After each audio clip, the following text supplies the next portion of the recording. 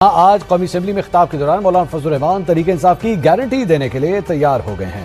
قومی اسمبلی میں اپنے خطاب میں مولانا فضل الرحمان نے کہا کہ میں اپنی شدید مخالف جماعت پاکستان تحریک انصاف کے ساتھ کافی فاصلے مٹا چکا ہوں۔ اگر حکومت اس وجہ سے ان کیمرہ اجلاس نہیں بلا رہی کہ پی ٹی آئی والے احتجاج کریں گے تو ان کی گارنٹی میں دیتا ہوں۔ آج بھی کہتا ہوں کہ عمران خان کو باہر آنے دیں۔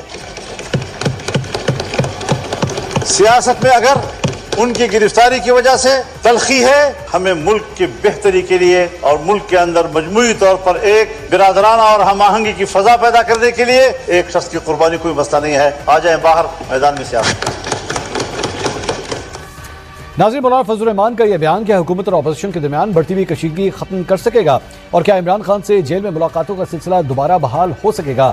آج خبر یہ بھی آئی کہ عمران خان کو آنکھ کے علاج کے لیے گزشتہ رات پمز ہسپتال لایا گیا، جس پر تحریک انصاف نے فیملی اور پارٹی رہنماؤں کو اس سارے معاملے سے بے خبر رکھنے پر احتجاج بھی کیا ہے۔ اسی پر مزید بات کریں گے، اپنے پینل سے انٹروڈکشن کراؤں گا۔ ہمارے ساتھ موجود ہیں مسلم لیگ نون کے رہنما رانا احسان افضل صاحب، ہمیں جوائن کر رہے ہیں پاکستان تحریک انصاف کے رہنما تیمور جھگڑا صاحب، اور ہمیں جوائن کر رہے ہیں پاکستان پیپلز پارٹی سے قادر خان بندوخیل صاحب۔ بہت بہت شکریہ تمام مہمانوں کا۔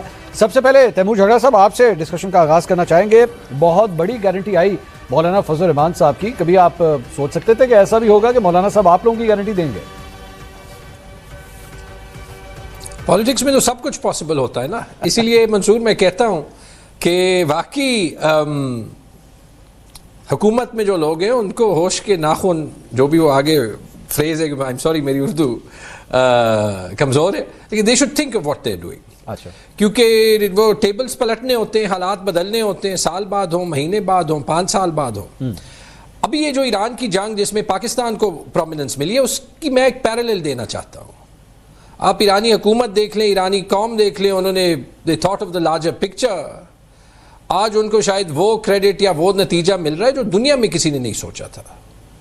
جب ہم ایران میں اور امریکہ کے درمیان جو ہے وہ اتنی بڑی جنگ روک سکتے ہیں، اس میں بڑا پازیٹیو کردار ادا کر سکتے ہیں۔ Why can't we set our internal house in order? Rana Ahsan صاحب جو ہیں وہ ہمارے ساتھ ہیں۔ If he talks well and politely, I will talk well and politely, and 90% of our shows are like that. جھگڑا صاحب, you know the equation is not that easy نا سر۔ اس میں ایران اور امریکہ کے حوالے سے آپ نے کہا پاکستان کے کردار کی، بالکل ٹھیک ہے، آپ صحیح بات کہہ رہے ہیں، لیکن اس میں ڈفرینس اس بات کا ہے کہ نہ ڈونلڈ ٹرمپ جو ہے فارم 47 کا ذکر کرتا ہے، اور نہ عباس عراقچی جو ہے وہ یہ کہتے ہیں کہ یہ فارم 47 کی گورنمنٹ ہے۔ وہ یہ کہتے ہیں گورنمنٹ آف پاکستان ہے، وہ رہے پرائم منسٹر، یہ رہے فیلڈ مارشل، ہم دونوں کی عزت کرتے ہیں۔ آپ ان دونوں کی عزت کرنے کے لیے تیار ہیں کیا؟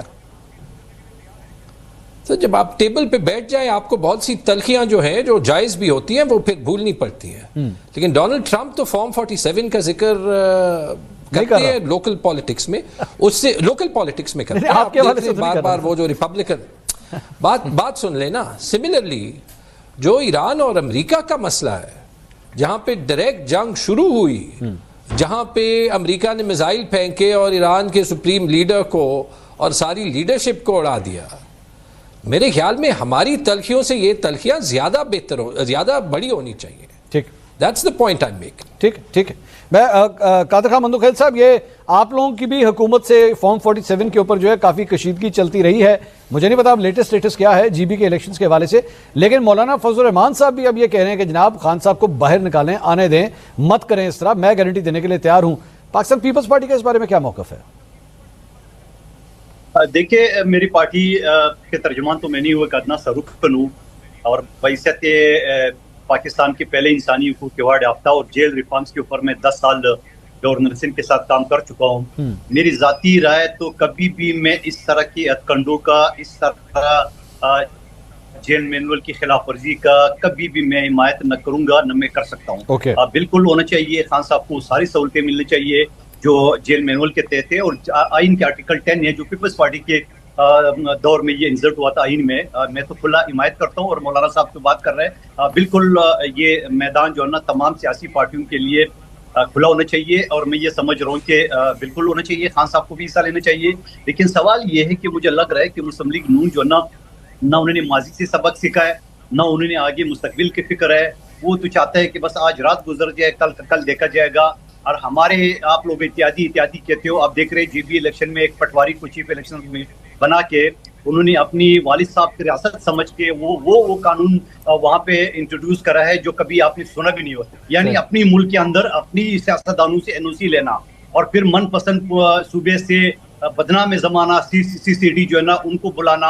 اور یہ تو اچھا ہو گلگت کے عوام غیرت مند اور باشعور لوگ ہیں, انہوں نے ان کو غیر قانونی کنڈوم تو استعمال نہیں کرنا دی, چھیری پہ لگا لی, کھاؤ چھیری جتنا کھا سکتے ہو مر یہاں سے. لیکن سوال یہ کہ یہ ساری چیزیں کر کے جب پہلے 2-3 گھنٹے کے اندر رزلٹ آنا شروع ہوگا GP کا, تو پیپلز پارٹی کی 9 سیٹیں تھی, مسلم لیگ نون کی 2. آج ایک ہفتہ گزر گیا ہے, پیپلز پارٹی وہی 9 پہ کھڑی ہے, مسلم لیگ نون 6 اور 8 پہ جا رہی ہے. تو اسی وجہ سے بلاول بھٹو زرداری صاحب نے کہا کہ یہ فارم 47 کا ڈرامہ یہاں تو کم از کم کوئی جگہ تو چھوڑے. آپ گلگت والوں کو شکایتیں کرتے ہو, میاں صاحب بڑے میاں صاحب کہ مجھے نکالا گیا, تم لوگ کیوں خاموش ہے. اور بابا یہ تانے تو آپ جا کے پنجاب میں دو, اور آپ ووٹ مانگنے گئے تھے یا لوگوں کو تانے دانے گئے, اور اسی وجہ سے GP کے عوام نے ان کو مسترد کیے. اب چاہ رہے تھے کہ وہ شہباز راجہ کے ذریعے مجھے اجازت دیجیے گا سر, مجھے اجازت دیجیے گا.